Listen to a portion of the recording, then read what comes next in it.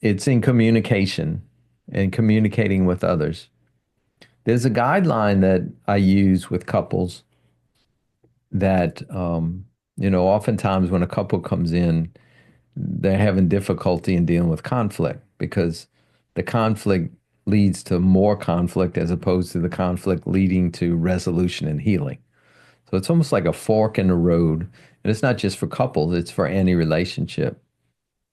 You know, it's once we learn to deal with conflict in a healthy way, then we don't have to really be scared of conflict. It's like it's all right. We can work with it. Now everybody has their own ways of dealing with conflict. But ideally, I want to do my part to facilitate conflict in a way that leads to reconciliation and healing and doesn't escalate it.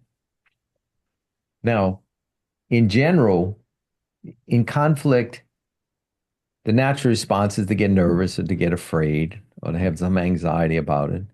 And once that starts to happen, then I move into what? My protective behavior.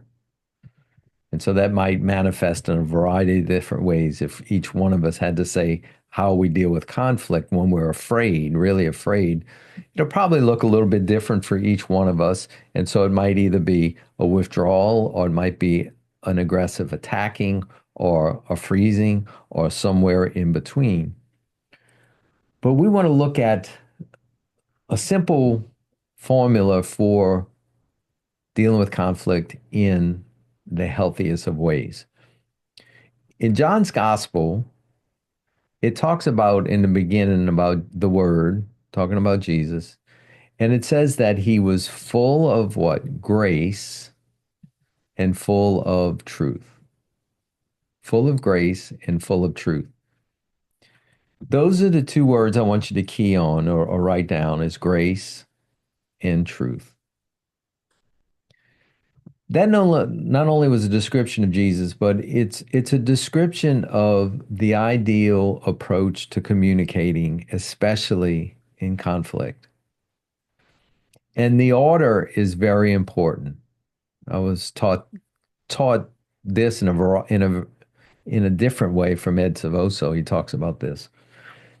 But if I'm in conflict with you, I need to, number one, lead with grace, and number two, speak truth.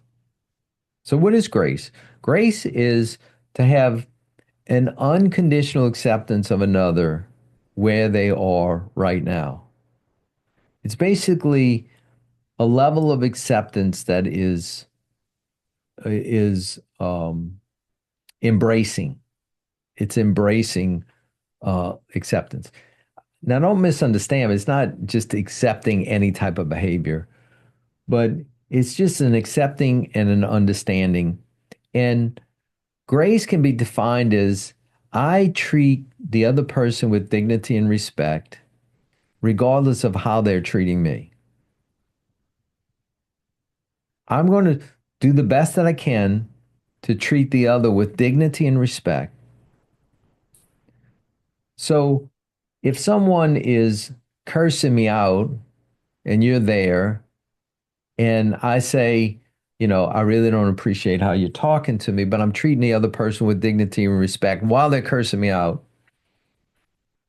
You looking at the outside might say, wow, you really handled that what gracefully. That would be perhaps a word that we would use. You're handling this gracefully.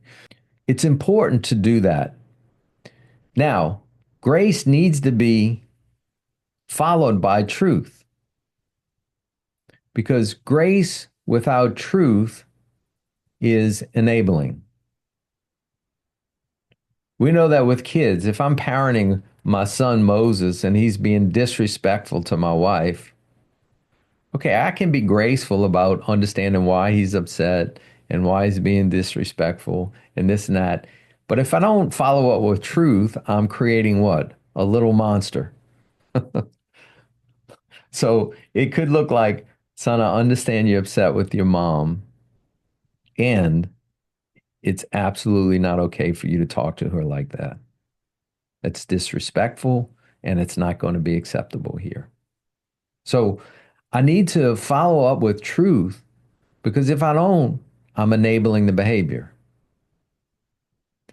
Now, the other is important to understand is that truth without grace often escalates the situation. So Moses is disrespectful to Halicam, and I'm there. And I say, listen, you little SOB, straighten up that talk. I'm gonna pop you or whatever. It's like all that might be absolutely true, but it's probably not going to de-escalate the situation. Are you ready for a journey of self-discovery and healing? Introducing A Roadmap to the Soul, a practical guide to love, compassion, and inner peace. This book offers practical tools and insights to navigate your inner landscape, release emotional blockages, and embrace your authentic self. Start your transformational journey today by getting your copy now. See the link in the description. And now, back to the lesson. Or de-escalate. It'll probably escalate tension between him and I. Even though it needs to be addressed, he needs to be corrected. He needs to be addressed. But if I just lead with truth and there's no grace, it often escalates a situation to another level. And I think that's the biggest mistake that we make sometimes in relationship. You know, Hollycam can say things, you know, you ignored me and you were not doing this and you're not doing that. That could be absolutely true. But if she's leading with that and she's very aggressive about it, my mind's thinking, okay, when's the last time she ignored me? And I'm going to call her out right now. And, da, da, da. And it's like, I'm not taking responsibility for my part because it's just, I don't want it. I got sliced just now by truth, but it hurt and I want to slice back. So I'm pulling out my sword and I'm trying to find something I can slice it back with. So when we lead with truth, it may be absolutely true, but it often causes more damage than it does solve. And if I was if I was President Trump's life coach, this is something I would work with him on. Say, lead with grace, learn to lead with grace, and then speak truth, right? Because he's really good at speaking truth at times. He's actually gotten a lot better this time around than the first time. But I'm just saying, like, oftentimes he speaks things that are really true, but it can escalate a situation. But I would say his communication's gotten a lot better. Now, if we evaluate Jesus's life and we evaluate how he dealt with people, he dealt with them by leading with grace, and then he would speak truth. And then it often created conviction. Like that's the formula for creating conviction. If Halikim does something that's really upsetting to me and hurt me, and I need to talk to her about that, my deepest desire is what? That I want her to feel convicted about it, for her to own it, to apologize, and to work on doing it differently. And the formula of grace plus truth is what maximizes the chances of conviction happening. So, so Jesus with Zacchaeus saw Zacchaeus. Zacchaeus was the biggest crook in town, stealing money, tax collector, abusing power, doing all those things. But Jesus called him out and said, I'm coming to spend the evening at your house. I want to spend time with you. Now, that was a graceful moment. And certainly he welcomed Jesus in. We don't know the story, but I do think at some point after they spent time together and he was real graceful, that Jesus probably spoke some truths to him, because that's all we know is that he stood up and said, half of my money I'm giving to the poor. And if I've wronged anyone, I'm going to, what was it? Sevenfold, threefold, I'm going to replace it. And, or tenfold or whatever it was. and he was filled with conviction.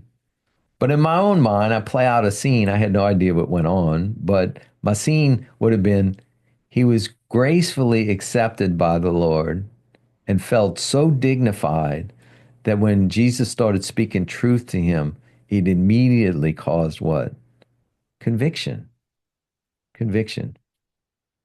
So we have that fundamental principle: lead with grace, speak the truth, and that's the ideal form of communication when we're dealing with other people, when we're dealing with conflict, when we're dealing with parenting, when we're dealing with friends, when we're dealing with our spouse, when we're dealing with our children, when we're dealing with our parents.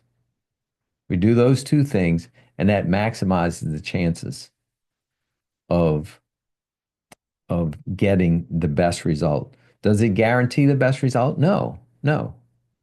Because, every people that we deal with have their own histories. And look, if if I look like if I look like mean Uncle Bob that used to beat you up all the time and did that for years and years, and then you see me and I look like mean Uncle Bob just like him, it doesn't matter how graceful and how truthful I am in with you, you're probably going to have an aggressive reaction to me that has nothing to do with me. There's nothing to do with me. I look like Uncle Bob. And so you're projecting all that you have on Uncle Bob towards me, and it doesn't matter how I handle the situation. It's not going to be a good result. So there are occasions when we are Uncle Bob for whatever reason. We represent a man who's in authority. We represent a woman who is an authority or a friend. We represent someone that it looks like. We represent someone that looks like this person and that person. So that happens. And that's not about you. That's not about me. It's about that person's history. But as long as I treat them with dignity, graceful, and I speak the truth, then I've done my job.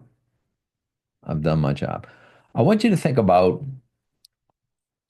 and you don't have to share this, but just for your own reflection, you could if you want, but I want you to think about one relationship or one relationship right now that you have something perhaps left over that you have to have a conversation with that person, and it needs to be, what would it look like to lead with grace and then speak the truth? And when you get to the truth palette, you don't use the word but, use and. I really love you, but boom. Okay, then you're negating the first half. No, I really love you, and, oh, yet I'd like you to work on this. So you don't want to negate the first half of the equation. The but negates it. And then think about, yeah, that individual, if that you have something left over that you need to be assertive about, and like, what would it look like to be graceful, to express value, express the importance that they are in your life, and then what is the truth that you need to communicate? Are you ready to embark on a journey of personal transformation and inner healing? Our intensive online coaching program is designed for individuals and couples seeking to reconnect with their true selves.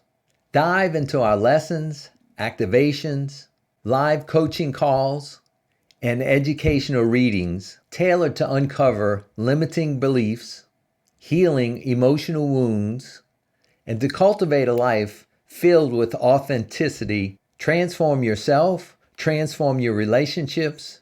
It's time to transform you. See the description below to see how to join Transform You.